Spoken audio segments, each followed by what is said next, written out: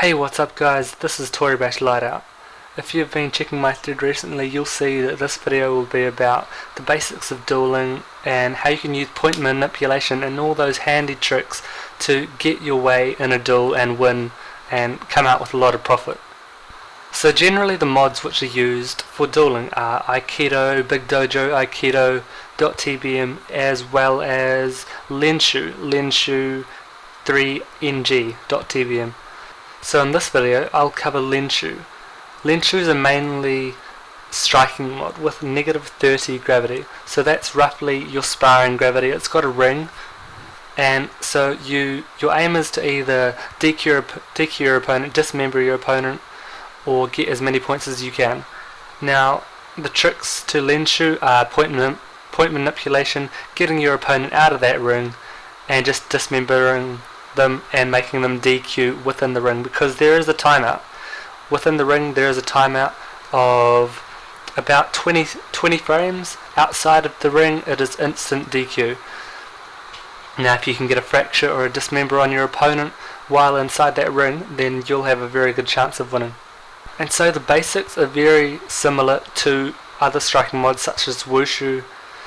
You are going to be using your wrists and feet a lot to cut down the points which are dealt to you, and you can use your knees, your elbows, etc. to block. Now the use of the wrists are important too, because you're going to be mainly using your wrists to come back with your raising and lowering of the shoulders as well as the knees. And if you haven't already, check out the basic Wushu comebacks. This will give you a general idea of how to come back in any of these basic striking mods, which are Lenshu or Wushu primarily. So in Lenshu, you really want to stay close to the ground. If your opponent is coming for the air attack, you want to stay down low and counter it and kick them out of the ring. That's your easiest bet to win the match and gain some TC from your duel. So at the start of each match, for whatever you're dueling for, you're really going to either be nice and easy, go for like a 2-turn setup to then attack your opponent on the second turn, or you can go for a block. You can set up a block or something which should counter whatever the move they're going to do, or you can use a rush kick or something. It's not always the most effective or safest way to get points or win the match, but it's certainly a way to just get that first hit, get those first points on the scoreboard, and then you've got some peace of mind that you don't have to really do too much now to win the duel.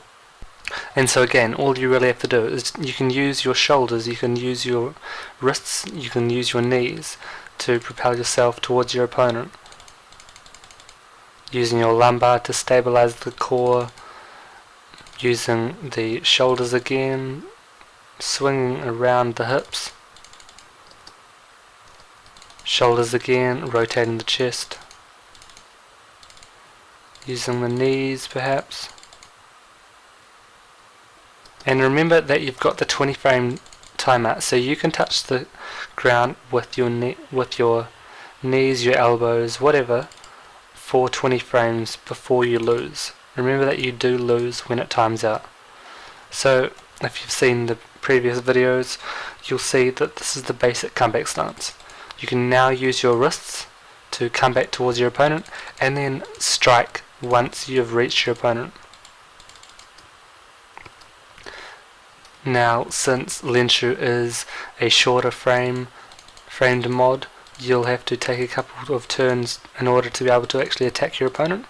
But once you are close enough to your opponent, you'll be able to strike, and it will deal a lot more damage than the usual mods.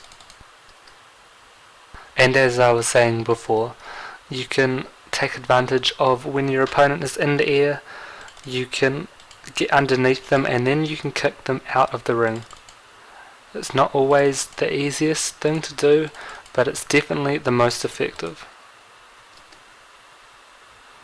And even when you're doing this, when you're underneath them, you have a very good chance of dealing more points anyway, rather than them being on top and having to deal with whatever you're doing And so again, when you are making your comebacks, you really want to be thinking about what area you are going to strike with, what area you're going to defend with, and how you're going to go about setting up your next phase of attack. So when you're getting into that comeback position, you'll want to have your knees together when you're coming towards your opponent. This will give you a very good surface to block using. See, right now both the knees are ready to attack with. You simply have to get close enough to your opponent and strike, or you can block with both of your feet together with your glutes contracted.